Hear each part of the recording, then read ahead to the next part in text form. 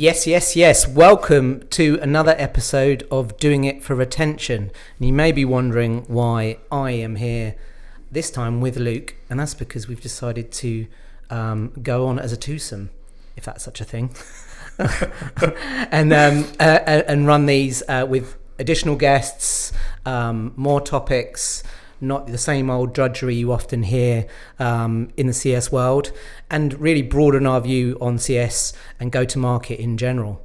And that's how we're going to go forward, isn't it? We are indeed. Welcome. Very, very excited, and it kind of halves my workload as well. So there's excitement and relief all kind of baked into one beautiful Doing It for Retention pie. So slightly different format today. So typically I'll bring a guest on, fire lots of questions at them around topics which are kind of being, talked about a lot online at the moment. So things like AI, which we'll probably touch on anyway again, because naturally it's what people want to hear about. But we're going to run a slightly different format, which we're going to call CS and BS today. And it's questions from you guys on LinkedIn. So a couple of weeks ago, I stuck a post out and just asked for, questions that you want answers to. And that might be around recruitment. That's partly my bag, I like to think, but also James and all of his experience, many years in customer success, kind of growing his career, and the other side obviously being customer success, and the two are intertwined. So we've taken lots of different questions. We'll try and get through as many of them as possible. Some have come through, and we'll give shout outs to the people that are happy for us to do that. Some are anonymous. They seem to be the ones that are a little bit edgier. So we'll see what we can and can't read. I've screened most of them. And we'll take it from there. So yeah, if you're ready, let's kick off, and let's get into it. If you don't mind, I'll champion some of the questions. Yeah, you go for it. Just for clarity, everyone, the BS stands for yes. Yeah, this isn't censored, by the way. So this is 18 and over only. 18 plus R rated. Yeah. Can we put like a boop or something? Nice. Awesome, good stuff. Well, let's kick off. I had some really good questions actually from a chap called Dan Mamoni. So shout out to Dan. He is the leader at a company called Harry. Awesome guy, well known in the industry. Feels like a good shout out there, Dan. That's all you're getting from me. So a couple of questions. I think some of these would be good if they're aimed at you. So first question, James. If you could determine which role in the exec suite you could sit under within CS, and I know you sit in an exec role, slightly awkward, what would it be and why? This would have been a different answer a while ago, but I think these days I would say it would need to be under the CRO. Okay, interesting. And slightly controversial, but I think the reason why that would be my personal preference is because everything about SaaS is about would you buy again today? And I think that's a thread that's always going to be followed. So that's where I'd like to sit, and I think that gets you closer to what's coming through the door, and whether that can be retained. And I think at the end of the day, where we see lots of these big corporations and small startups, it's just about having clarity, and I think you get the best clarity from being closer to the action. And I think that's under the CRO. How do you think, and this is my own question, how do you think a lot of CSMs would feel about that? Because there seems to be a lot of sales resistance at the moment, right? Yeah. I think it's a tricky one mainly because of the enablement side of the CS audience that's out there. But I'd also say that the tide is changing quite dramatically, and everyone's seeing that. And I think that, one of the things that we see a lot of is a lot of growing startups now don't even have sales teams. They have CS and marketing running the show. And so CS are effectively selling out of the consequence of the value of the product. Right. So in essence, I think it's the feeling that they have, maybe discomfort, but discomfort's quite good. Yeah.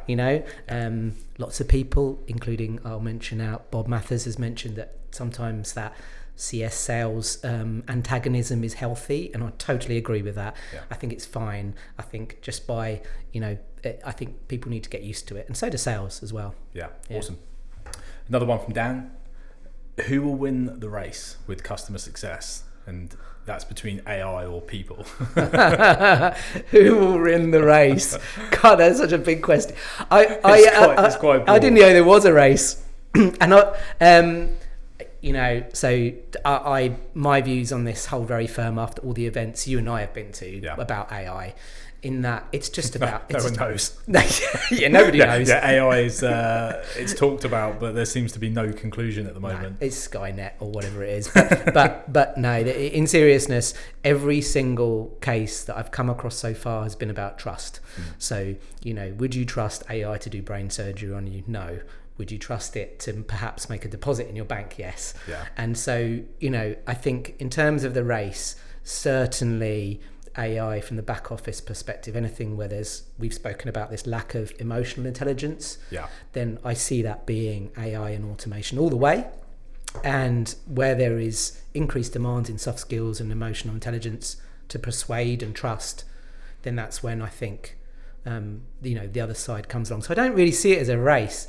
I see it as just I don't like the word balance, but I'd see it as just applying the right tools in the right places. Do you know a tool that I really don't like at the moment is the kind of AI avatar things with the really fake mouths. I don't know if there's any gamers out there, but it's like playing an old version of GTA that it just doesn't look in sync. It's not in sync, and it's clearly fake. So it feels kind of like you're making less effort for your customers. Watch the pre-recorded video, and the voice doesn't always sync up as well. So I hate it. Really don't like it. And I know there's some companies that's all they do at the moment, but I feel like they're at the beginning of that race to have really credible visual AI solutions.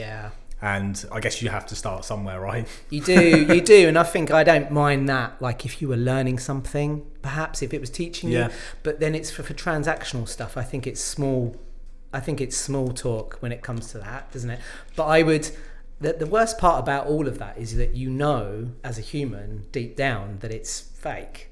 Well, that's the evolution of it though. When it gets to the point where you don't know, that's when they got it right. But at the moment, like you said, But I'm seeing there's a lot more content being automatically generated on LinkedIn, and it's becoming a lot more obvious. But it is actually at the same time it's getting slightly better. And if people are using it right, or they're adding a picture of a dog or a sob story to it, it's generating a lot of views. So I can see why people, if they're getting results from it, it's like, okay, well, we might as well keep diving down this rabbit hole. But I think it's standing out. It's using it to stand out. I think that's going to be the art of it. I think at the end of the day, I know that I've even attempted it myself, and I've put some AI stuff out there, and now I'm a bit ashamed of it because I look at it and think... I did it as well. I think I did a Fresh Prince of Bel-Air CSM song. Oh, this is really good. I'll find that at some point, and whoever screws up the most in this will have to rap it at the end. Nice. Okay, cool. Oh, this is a good one actually. Again from Dan. Lots of questions from Dan. Full of questions. Question Dan. Mr. Dan question. Go on. What would your advice be for a CS leader looking to move from one vertical to another? So they've got a diverse background. I think I could probably jump in on that one a little bit actually. What do you see when you must see that all the time in recruitment? The advice at the moment is it's really tough. It's really challenging, and it comes down to, I had a really good conversation with someone yesterday actually, similar conversation where their profile was good, but it didn't really answer the questions that the decision maker would have. Right. So I think it's about I think it's being, I'm trying to think of the right wording. Is the industry expertise the straw that breaks the camel's back? Sometimes, a lot of businesses now would want domain experience, but I would say it's kind of productizing your experience and yourself. Because on paper it's very vanilla a lot of the time. You've worked to a certain book size, you've managed X number of customers, this is the industry I work in, here are my results, and when there's a lot of competition, that's quite vanilla, isn't it? How do you package that up? Now, what journey have you taken a business on? Because if you can talk through the journey, so it might be taking a business from pre-seed to Series A through to IPO, acquisition, whatever it is, and if you can kind of demonstrate the stages of that, you might be able to join a business at that point, maybe lacking domain experience but having the journey experience. But it's hard to portray that at the same time, so it's probably not, there's no perfect answer, but as as a CS leader, I think you just need to productize yourself and really understand what your value is to solve the problem that person's looking to, you know, to recruit for. I'd say that's what I would focus on. What's your kind of views on it? Yeah, I agree. The thing that I've seen when I've been hiring is around is the openness. If you are someone that is hiring, you have to be open to the fact that you may not be, you know, they may not be talking your language. Yeah. And I think you have to be open to that first. And then your skill as a hirer, wherever you are, has to be around interpreting whether they can make that transition into the world. It's not down to the candidate. Yeah. Actually, it's down to your interpretation of whether they can make that transition. And quite often what I've seen is it's a bit of a shock. So a new leader will come in and go, well, I didn't know anything about, you know, web design. I didn't know anything about the applications in cybersecurity. And the learning curve is steep. But what I've seen is that the principles of the role are the same, but the methods are different in how they deploy it. And I think it's about those methods in the CV and how you articulate, how you give value with impact, so that the hirer can say, I can see what you've done there. Let's talk about how you could do that here. Yeah. And then you can get to a point where you feel like, you know, you can make that transition. Yeah. The cold, hard reality is, and I see this today, is that when you start to lift up rocks as a new leader or as a new CSM in a different vertical, you start to uncover whether you should be there or not. Right. Yeah. And I think we've all been through that. Yeah. And I think that's the time to choose whether you go down the path of, I'm going to be resilient and learn and grow through this, or no, it's not for me. Yeah. know? Yeah. Okay. Makes sense. Yeah. This is a good one again from Dan. So many questions, Dan. So, oh no, I can't read this one. I was just kind of reading ahead because it says you're stranded on a desert island, and I was waiting for, would you cook them, kill them? Maybe that's why Dan has so many questions. Yeah, He's stranded. He's on an island. All he's got is his phone. And this podcast. Yeah. Sad little life. Poor guy. You're stranded on a desert island and can only take one retention strategy with you. Damn, priorities, mate. You're on an island and you're sat there thinking, survive. Right, there's no food. Yeah. Oh God, retention. Churn is a problem. Churn's a problem. What's in your survival kit? Bearing in mind you've got one thing. One thing, yeah. I mean, so I don't like, when it comes to retention, I don't like... I've just got a weird image of Dan now with like a little football with like a bloody face on it. Yeah. I'm sorry, Wilson! Wilson, I'm sorry! With like a churn cohort with little Tiny red shorts. dots. Yeah. A fishing rod. Yeah. I think it depends really on on your audience and your customer base, but in your survival kit, you've got to ensure that you have a really decent way of success planning, no matter what. And also, I think you just got to have good engagement levels with customers. I think one thing, mate. One thing. Oh, sorry, one thing. You've got one thing in your survival kit. All right. I would just probably drown myself in Yeah. the sea. Yeah. I don't think you can say one thing, but no, I think at the end of the day, engagement. It's just the only way. I think I hate churn cohorts, and I hate them. And I know it's a strong word. I would rather drown myself in the sea. What's a churn? Is that when you get kind of all of the people together? It's a churn cohort is something you build to predict churn, and there's lots of them. There's lots of modelling, and it is. And I would challenge anyone to throw one at me that works properly, or easily gives an indicator. I've never seen one that's hold my beer. Just runs in. Do you know what I would take? What do you take? Dan Mamoni. Yeah, he's got great retention. Yeah, exactly, and he's lonely. Yeah, exactly. Yeah, really, on a desert island. What role does recruitment play in retention success, especially when hiring CSMs or frontline leaders? What role does recruitment play in retention success? I think it's massive, but I think it's big question. It's a big question. I would say that when I'm not really thinking too much about retention, as it were, when I hire, and I think most leaders I know are thinking more around the repetitive value that person could bring to to the audience. And I go back to something I've said loads of times before, which is, would the customer pay for what you know? Yeah. And if they would, knowledge commerce, yeah. And would they pay for it on a daily basis? And if you have that, then the consequence of that is retention, or a better case for retention. When I knew about doing it for retention, the podcast, right, and when we spoke about how to retain customers, the one thing that always comes to my mind that a majority of leaders I see just seem to misinterpret is you can't stop someone from just leaving. Sure. Yeah. Even if something is great, you can't stop them from leaving. And if you're someone who thinks, well, we should know when they're going to leave, no, it's just impossible. Nobody knows that you're going to change car, but you can do your best to observe the signs.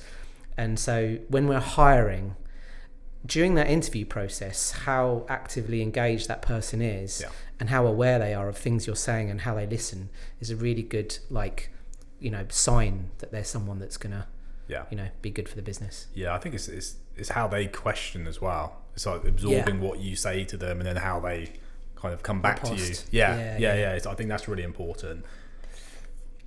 Dan, that's all your questions. Is that all of them from Dan? Yeah. My phone will go off again. Yeah, that's 1 hour. They're good questions. So I've got a question from Haig Kingston, who works for Deal at the moment. Haig's a great guy in CS.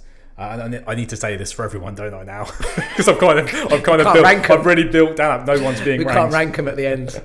Discriminatory.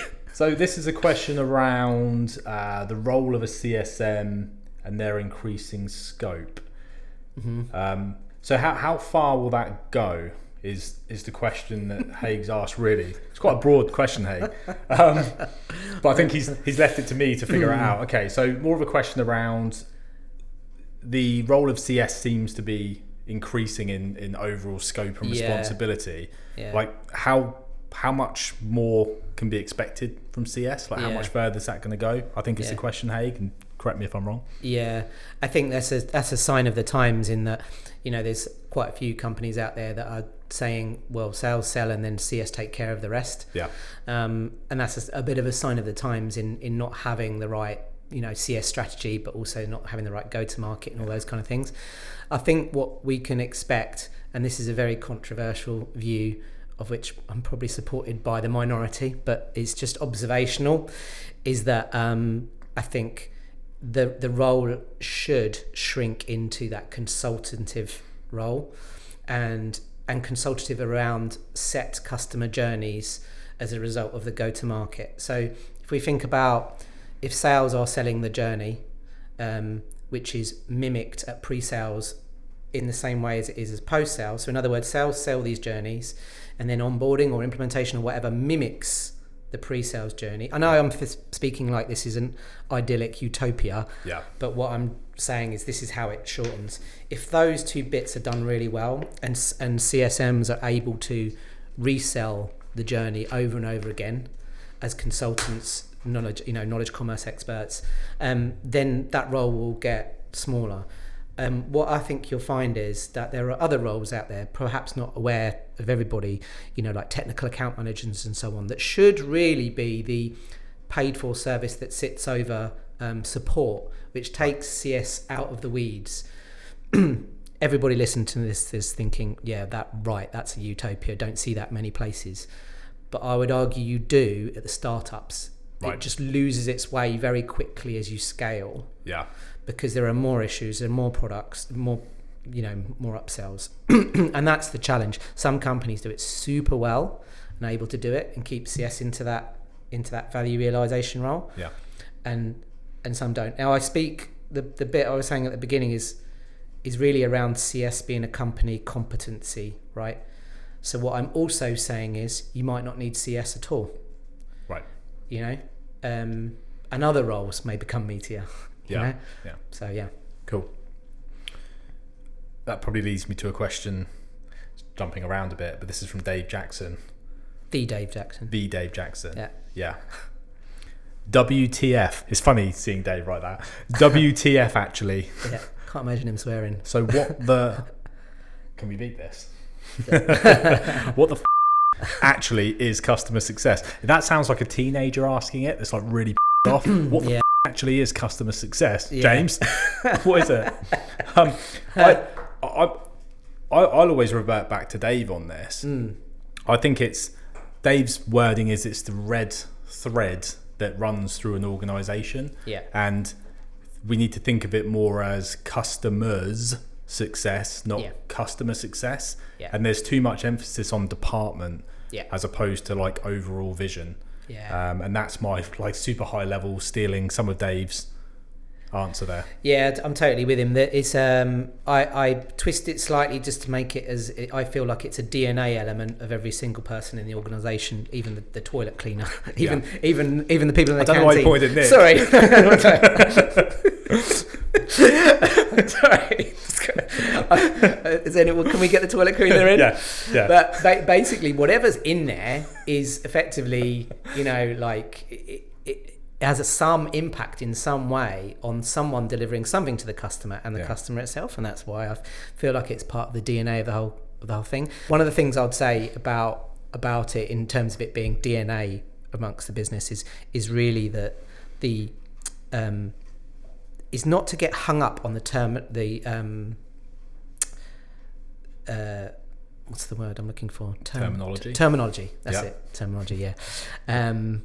Not to get hung up on the terminology, and also not to get hung up on various messages that are sent around about it. So you hear a lot about measurable outcomes for customers. The truth is, lots of customers don't know what they are. A lot of customers don't know what their outcomes are. What they're looking for is guidance of what they should be and what they could be. So a lot of it is how we inspire them in terms of the outcomes, and a lot of it is around how we actually make sure that it's about that. It's about taking them somewhere, right? And a thing that I've learned in my career is that actually you can take a customer to their success point and actually it won't be successful.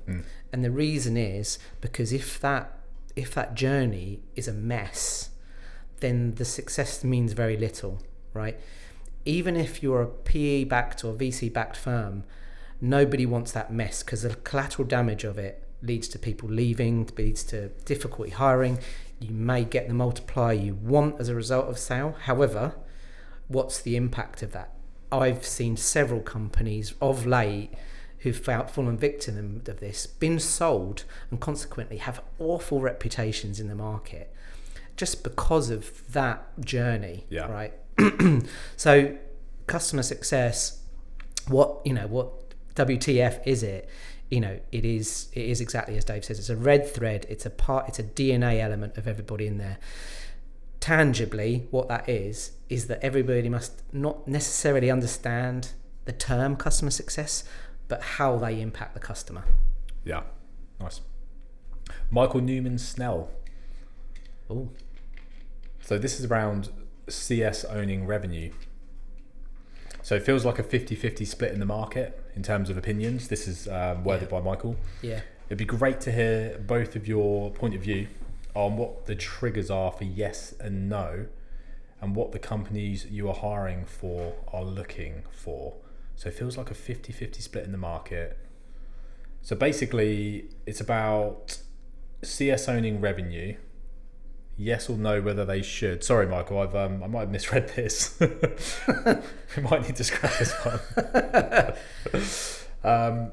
I mean, what do you when you're recruiting?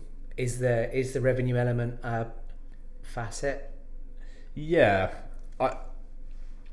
sorry, Michael. I think that's kind of what you're getting at there. It's my terrible interpretation. So we'll leave this one in. When hiring, it really depends on what problem the client's looking to solve. A lot of times when we're entering recruitment conversations now, the role isn't really ready. Right. So we're acting, and this is what I like about what we do at ABR. We are more consultative. Right. And this isn't a pitch for ABR, but you should work with us right now. Shameful. Yeah, not Rohan though. But it's really about understanding, okay, so what problem are you looking to solve in the organisation? What are the skill gaps in the team right now? Yeah. And really that determines whether or not the CSM is going to be super focused on the number. Because if you're a small startup and you've got a really small sales team and it's all kind of hands to the pump, again, it's kind of forgetting job title and just thinking about what do you need to do in the role to make it successful. Yeah. So I think that would be my kind of, that'd be my two P's worth on it. It's really driven by the customer, but we are seeing a real divide as to what businesses want at the moment. And typically larger entities, more complex products, they value the domain experience right now. And individuals who understand the problems of the customer from the customer's side seem to be adding a lot more value. And they're not even, it's kind of less about thinking from a sales commercial perspective, but actually what is the commercial impact on my customer? What are they feeling? What is the pain? And then it's a consequence of it. And then that's them therefore thinking commercially. Yeah. So when people say, companies want more commercial experience within CS, it's not always they have to be a salesperson. I think that's the misconception here. Yeah. It's like actually really understanding the commercial impact on your customers if they're not getting value out of the product. Yeah. Yeah. And I think that's where there's a lot of confusion. Yeah. Personally. Yeah, I agree, and it's one of the things that I would advise is get to understand the financials of the company you're in, and how it works, and the terminology, and also how it pieced together and how you impact it. There's something to be said to understand directly how you impact the bottom line of your company, and then you can also take that knowledge and reflect it on your customers and say, well, I know how I drive revenue up in my company. How am I impacting, the customer side? And I think understanding that and understanding how that's pieced together is really critical. Yeah. So Jasmine Collins now, head of CS for a great little business called Talkative. Mm-hmm. Ooh, lots of questions. She's on the island. Yes, no island questions. Yeah, she's just using your body as a float, basically, or for bait. Yeah. Cool. So what's the best way to stand out when applying for a CS role when you have no tech background? And she specifies that she didn't come from a tech background, and often she'll get asked this question. Yeah. If you don't have a tech background, I don't think it's necessarily, a bad thing. In fact, I would always position yourself as someone with fresh eyes on something. Yeah. But I do think what you have to do is show some domain knowledge or good domain knowledge over and above the tech side. And also, if you understand what things are in terms of tech, if you understand SaaS, how it works, you don't really need to understand how something's built. I'd understand feature, function, value, connections, what's the art of the possible, and that's probably as far as you need to get. So I don't think you necessarily need a tech background, but domain knowledge will prove favourable to you. I would also say, and it would be terrible of me not to say this, is and it's a terrible cliche, but that whole your attitude takes you to the right altitude type of thing. So how you project yourself and how how you're able to be a different figure in a industry that is perhaps tech does play really well into the industry. And we see lots of these software companies now that have highly technical products bring quite skilled EQ, soft skilled, well-trained people in, because it's the relationship side that drops. The tech stuff flies, the relationship drops. And so that's the way I would position yourself. Domain, like 100%, and kind of appetite and competency to learn something. And a demonstrable background of doing that. So I actually find a lot of the time, if you get a good grad, like a high achieving grad that's got some form of, it's like similar to sales, but some form of success outside of work. They've got drive and ambition. And entrepreneurish. Yeah, exactly. And then they've just developed through a role. Like we've seen individuals go into junior CS roles that they'd worked for Waitrose for like 3 years during university, but they actually progressed in the role. So doing a part-time job and they progressed and kind of worked their way through. So I think it's it's possible to transition without tech experience. Yeah. I just think you need to play to your strengths, and that's why if I had one choice, it'd be domain experience over everything. It's that relatability to the customer. You know what the pain feels like. You might have used the software from the other side of the fence. Yeah. I use EdTech as an example. If you were a teacher using that CRM platform, it's all that sort of stuff. Ability to show self-development as well. Like I noticed that there was a big take up in massive, in people that have said, well, exterior to this, I'm actually, doing mini experiments to develop myself effectively. not surgical. I just had not dentistry. Just like a taxidermy's front room. A squirrel and a mouse. Rocky Horror Picture Show. Yeah, no, nothing in jars for clarity. We'll move on. What red flags do you look for when hiring CSMs? This is an easy one. Yeah. I think this one even starts at the CV. Yeah. What have you achieved? So what are your achievements in the role? Yeah. If your CV is written like a job spec, it's kind of like how do you measure that? Like, and then how do you measure success? Yeah. So numbers, metrics, success outcomes. That's if that's not there, that's a massive red flag, because you can't articulate value, and if you can't do that for yourself, how do you do that for your customers, and how do you do that for the business you're working? That would be my major thing. In interviews, it's that blame culture though. Right. I'd say that's a big standout. There's obviously been a lot of challenges in technology over the last couple of years, and I think ownership and accountability for things that have gone poorly it is quite admirable, but it's about how you tell the story. But there's nothing more I hate when I'm on the phone with someone and it's because this happened, or because they did this, or they made changes to this, I didn't like this. That's a bugbear. Yeah, absolutely. I like leaving any call. My sort of judgment, I know you shouldn't judge, but my judgment of people normally is when I leave a call, if I have a takeaway and the message is clear, they're a great communicator. Yeah. No matter what the problem or the challenge they had. So, yeah. Is that rude? No. The same applies to dogs. These are really good questions, actually, Jasmine. So, what's the biggest mistake companies make when scaling a CS team? Poor foundations, like not knowing what you're recruiting for. Trying to hire in the vision of another organisation, not trying to solve your own problems. Yes, yeah. They're probably some of the things I've seen. Not really understanding what CS is. Yeah. And trying to Frankenstein an opportunity. Yeah, I model this always from the customer side on the way back. So, in terms of like the logistics of it, is if you're going to scale, understand that you have your segmentation right and what does right mean, and then work your way back as to what they need to be successful, and is it enough is the question I always ask myself. And a good acid test of that is to sometimes become a customer yourself of something, or relate it to something that you have, and to try and understand it.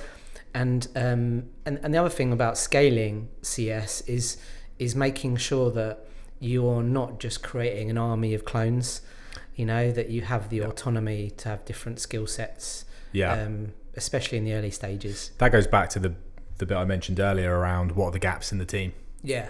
What bits are kind of missing at the moment, and you want a diverse team of different skills, and it should be a collective venture. There's some more questions from Jasmine. I'll pick one more because they're all very good, but there's quite a lot. So, have you ever had to fire a customer? If you have, can I talk it through? Yes, I've seen this many times. Just from where I am now, and also clients before, we've had to fire many customers. And your biggest battle isn't actually with the customer, it's actually internally, because normally the pushback is, why can't we save it, or have we done everything we can to save it, because should it go legal or should we have any upkeep? We want to show that we've done everything possible. Yeah. The problem with that is what comes after. So in the instance where we had this customer some time ago from a previous vendor who we had an incredible relationship with, and the relationship it was a partnership, and we also had a great product in there. They believed in our product, and what was effectively happening was their business was changing and taking a different route to where the roadmap was going, right?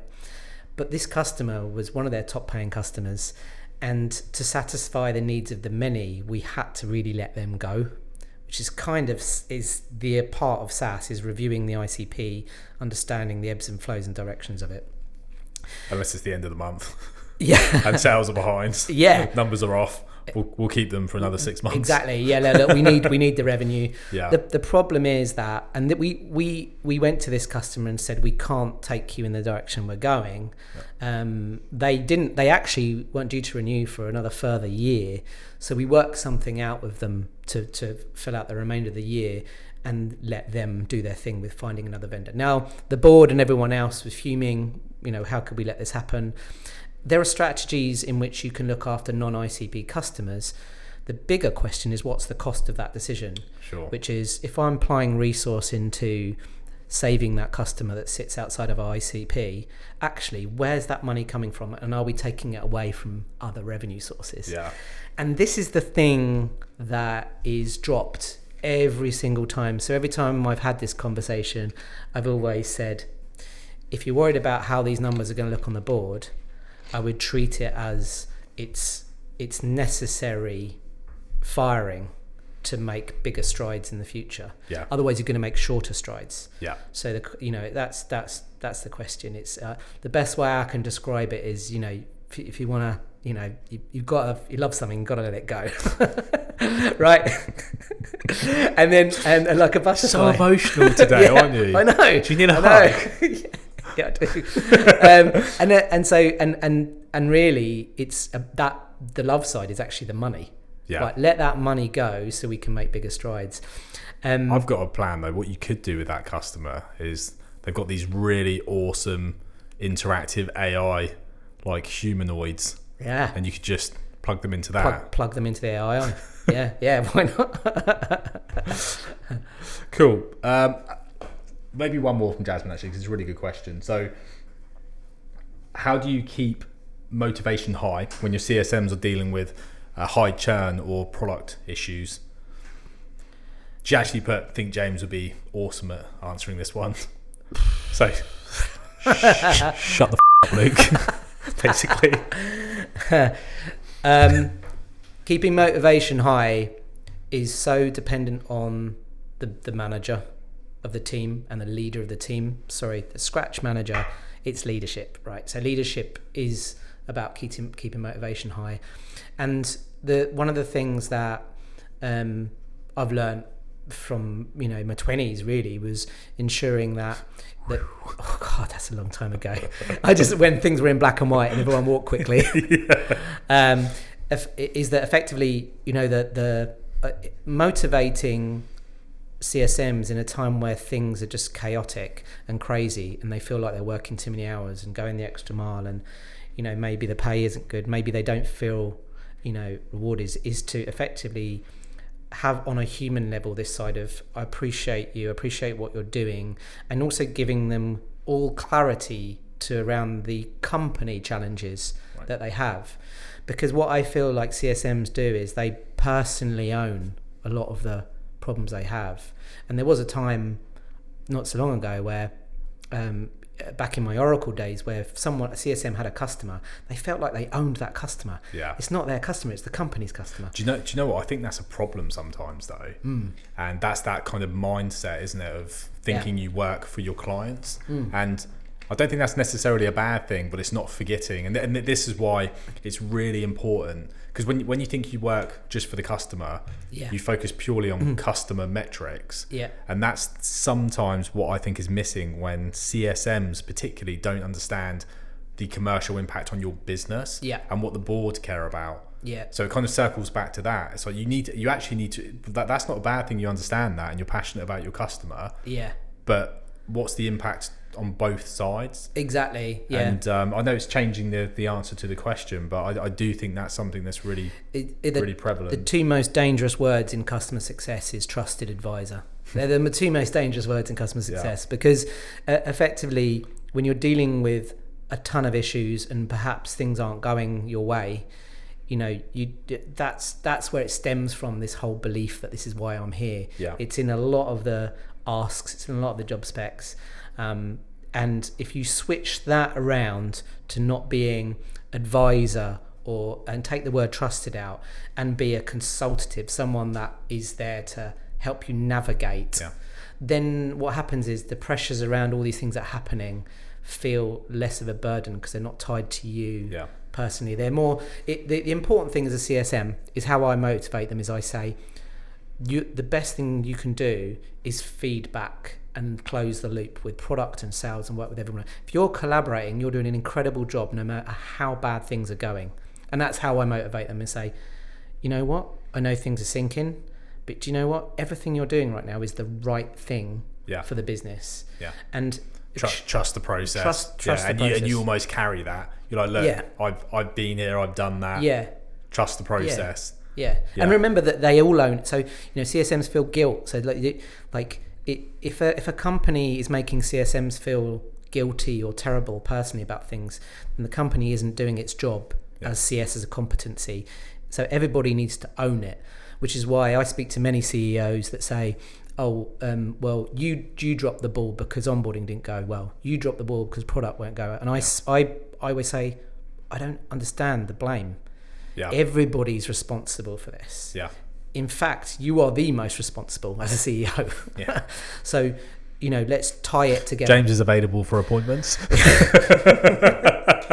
No way, man. Cool. All right, good. So another question from Hannah Packford. It's quite lengthy, so listen up. My question is about the noticeable shift I've found towards tying CS directly to revenue. I've been drawn to CS because I'm a real people person and it matches closely with so many of my relationship building and problem solving skills. But I found that many companies emphasize sales experience as a key to driving growth. Do you think this shift risks losing what makes CS so valuable, or is it a necessary development? I think it's always been there. Yeah. I don't think there's a shift. No. I think there is an understanding of what value impact CS has, and sales, commercial, whatever you call it. I think there's confusion over what the expectation is for a lot of businesses. Yeah. And there might be roles out there where as a CSM you are selling, but then you're not really, like, they're calling it a CSM, but the role is maybe account management. Yeah. And I think it's almost like removing job titles sometimes, and it goes back to what problem is the company trying to solve, and forget the job title. Can you apply your skills to that position? Yeah. Because that's just a problem they think they need to solve at the moment. Yeah. Because you can't rewrite the playbook and say, well, that's not a CSM role because you're selling. Exactly. It's like, well, it's kind of understanding the challenges and then can you fix that? I mean, the thing is taking it away from, again, if take job roles completely off the table, and to answer the question, think of it less about CS, there's no transition as such, like you say. It's basically this: what problem are you solving? Does it fit with the customer strategy? Yeah. And how does it help their clients? They're the three things. Yeah. So it's always been there. I would say one of the things about the feeling of there being this transition is because there was big corporates that had CSMs in a position where they were not commercial, because they felt it would, going back to those two dangerous words, give them more trust, because it wasn't like a sneaky little, let me show you something, oh, by the way, you need to pay for that. Yeah. That's where it come from. Yeah. There's a little side question here from Michael Newman Snell. How do you afford so many holidays? It's obviously aimed at me. Yeah, you're barely here. I'm surprised you're in this room with me.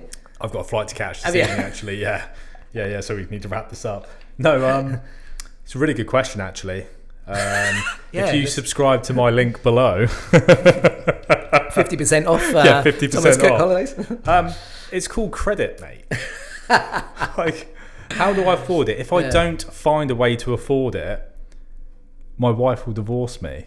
Yeah. Okay? Yeah. That is true. That's a hard truth. But also, I'm a very good recruiter. So Yeah. that Humble. helps. Very humble. That helps a little bit. Very humble. Yeah. Humble. Right.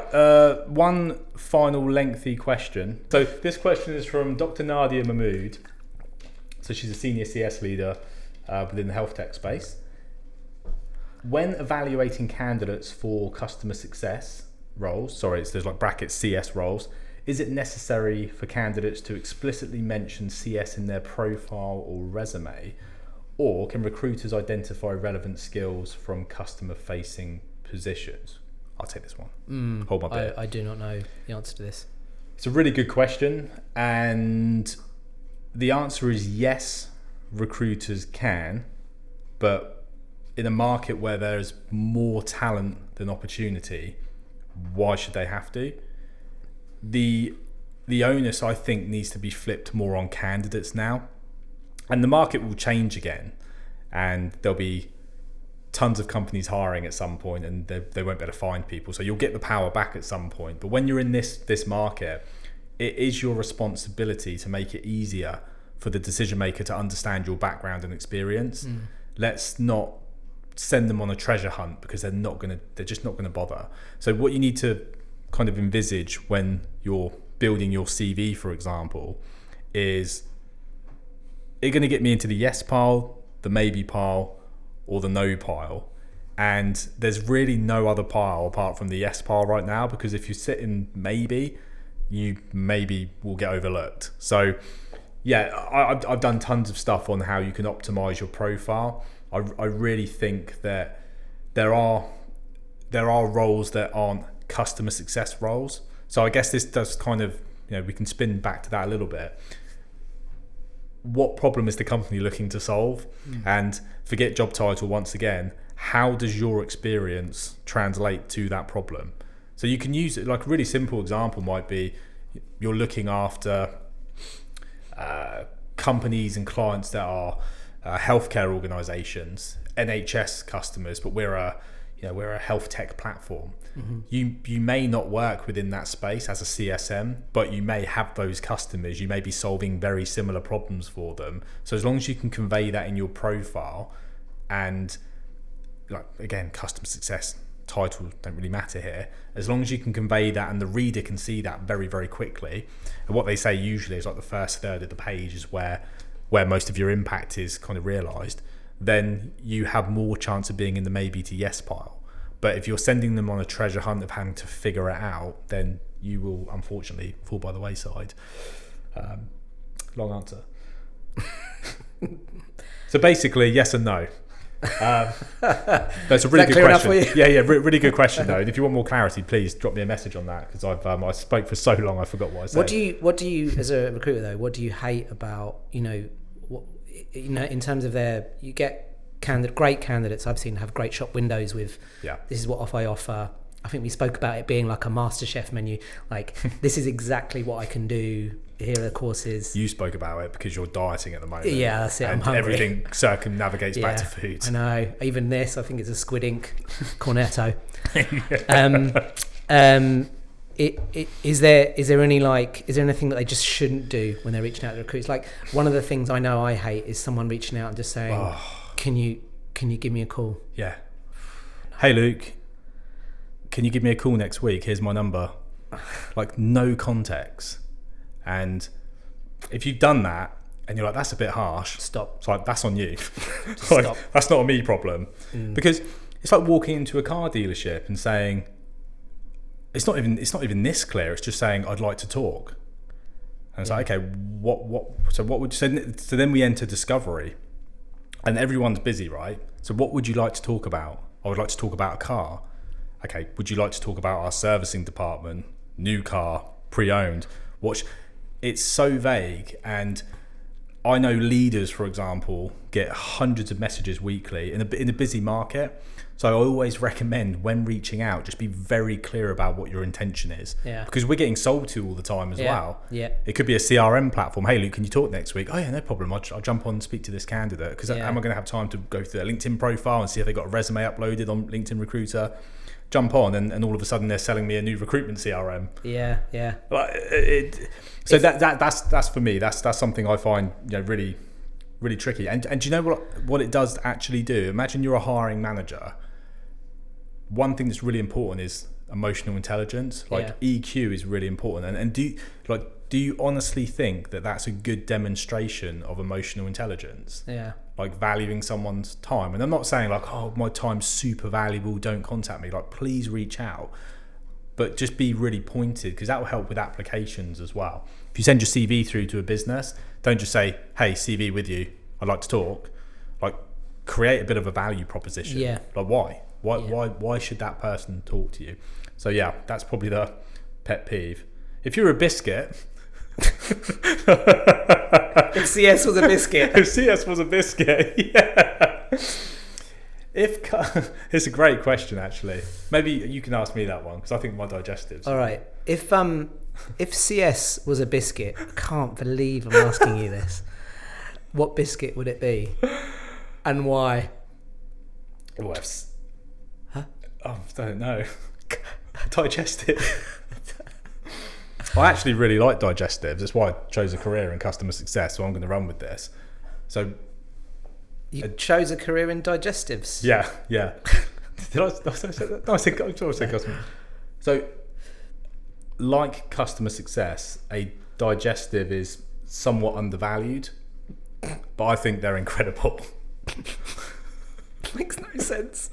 And they're totally undersold. Yeah, undersold. Yeah, undersold. Goes soggy very quickly. It's a terrible question, mate. Yeah, it's a terrible question. What would you say CS is? If CS was a biscuit, I would say that it's. I'd probably say that again. It's food related. It's food. Yeah. I will go with a party ring. Oh, nice. Yeah. Because I think the last time I ate a party ring, I could fit my finger through it. Oh, really? So it's a long time ago. Oh, I don't. 2 weeks ago. I don't really want to take this where I want it to go.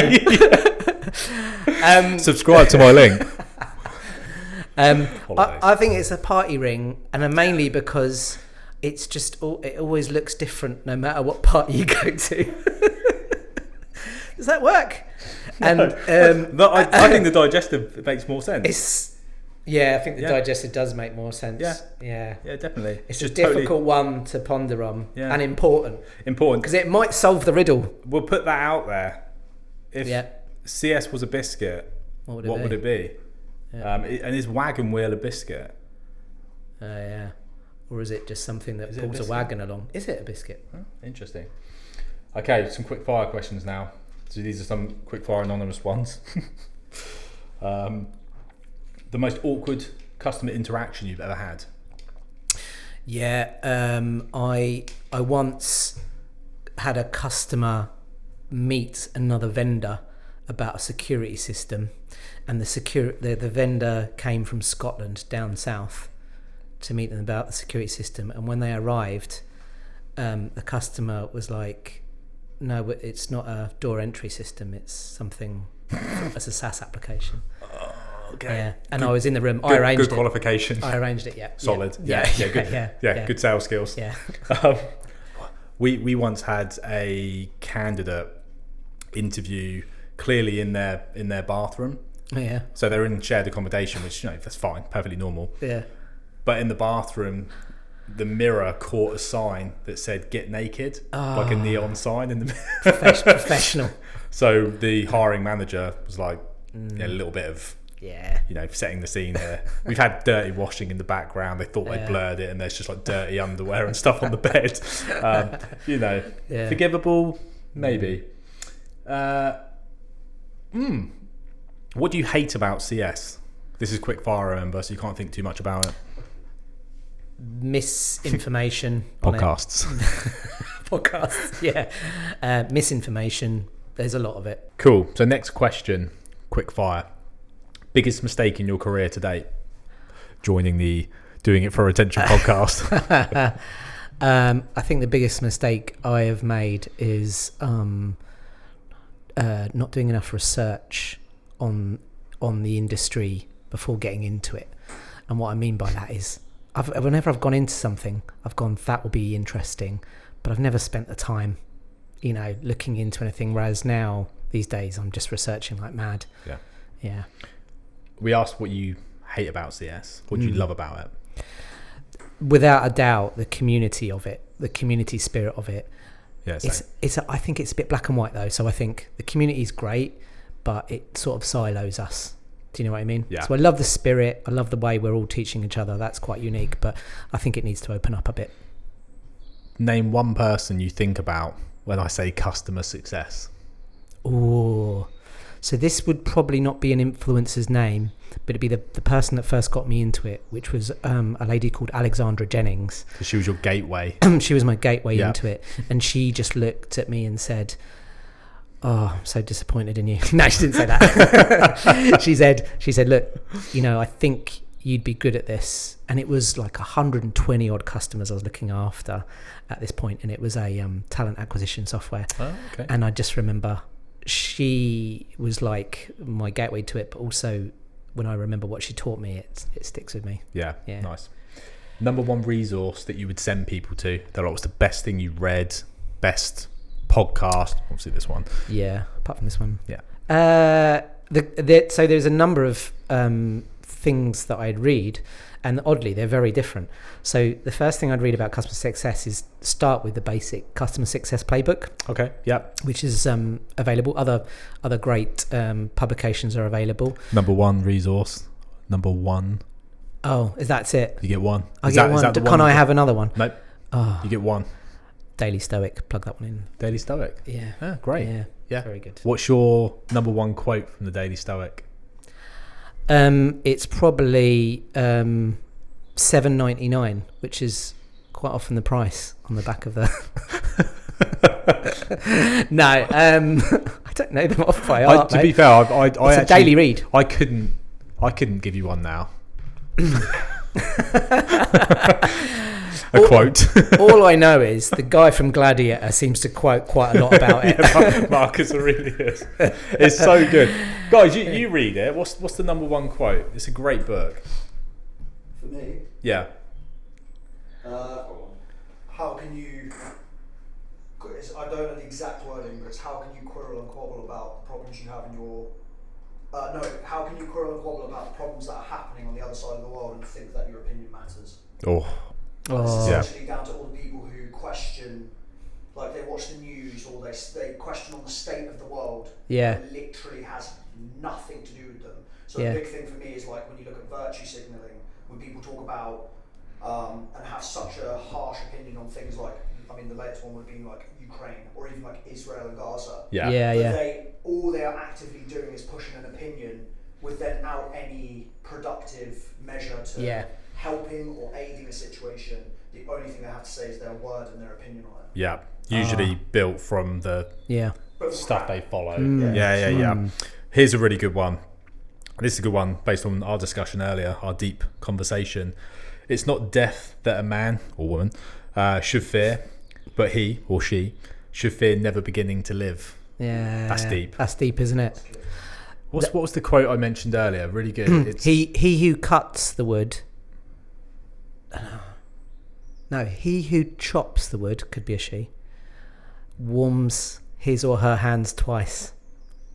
Nice. There you go. I like it. I think that was Bruce Lee. So not in the Daily Stoic. Might not have been Daily Stoic. Right. And he probably did it with his fists. Quick fire. What is the best piece of advice you've ever received in your career? Okay, so I carry this with me always. So the equation is NNH, which isn't a new form of drug. It's network, numbers, and the H stands for be the hero. And the best advice I ever had was someone said, network, do your numbers, be the hero. If you follow those three things throughout your career, you will win. And I remember saying, what does winning mean? And they said, it's not money, it's enjoying the journey. Like that's how you'll win, is enjoying your time doing the thing that you want to do. Oh, I think that's a beautiful place to wrap up. I'm disappointed we didn't have anything weird to open today. We ate bugs last time. Yeah. I gave Still feel sick about that. I gave Maria Scobie-Pilly like a box of stuff for the marathon, and I'm just hoping she doesn't take all the caffeine supplements and just new world record. But no, that was awesome, and like James said at the very start, this is going to be much more frequent now. We're going to do once a month. We're going to get together with individuals face to face and talk all things CS. And again, just keep the questions coming. I'd love to kind of keep this a regular format, because I think it's really interesting, because it's actually, you know, the difference I think is it's hearing answers to things you guys want to discuss, not us thinking, all right, what's everyone else doing? Let's talk about the same shit, basically, which I think is the echo chamber of CS. So I think dialogue is really important. Remember, like, our opinions are our opinions based on our experience. And that's why it's so important to bring lots of different voices into this, because everyone's got their own experience. And I think it's so valuable to kind of add that back into the CS fold. So absolutely. Yeah, huge thank you for listening. Stay tuned for the next episode, where we'll be diving into a lot of the sales conversations with a very well-known sales leader. That's me signing off. Yeah, and me. Thanks a lot, Luke. Thanks for everything. Next time we'll be parachuting in with a box of milk tray. Nice. Cheers, guys. Cheers, everyone. Cheesy music. Oh, no, it's Pornhub. Dun, dun, dun, dun.